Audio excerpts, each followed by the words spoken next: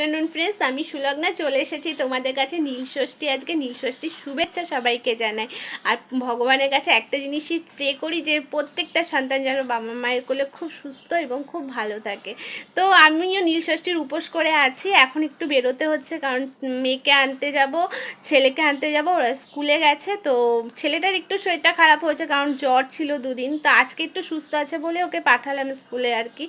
তো এখন আর কি ওদেরকে নিয়ে এসে তারপরে ঘরের পুজো দেওয়া হয়ে গেছে, তারপর এখন একটু ভালো করে আর কি পুজো দেবো আর কি।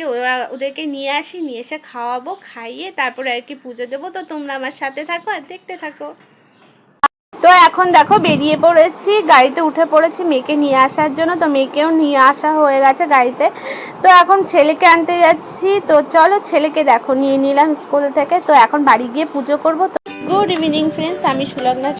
দেখো রেডি হয়ে যাচ্ছি, ছেলে মেয়েকে খাইয়ে ঘুম পাড়িয়ে দিয়ে এসছে।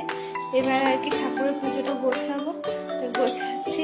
তো দেখো এখন ঠাকুরের ফল আর কি কেটে ফল সাজিয়ে নিচ্ছি ঠাকুরকে, তারপর পুজো শুরু করবো। ঠাকুরকে স্নান করিয়ে নিচ্ছি দুধ ঘি মধু দিয়ে আর কি।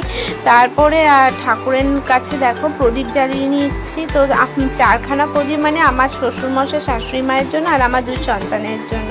তো ঠাকুরের পুজো এইভাবেই আর কি করছি।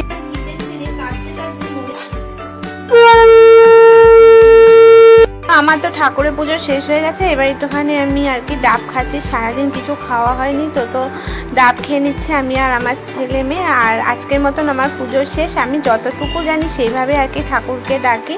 তো তোমাদের সাথে আজকের মতন টাটা।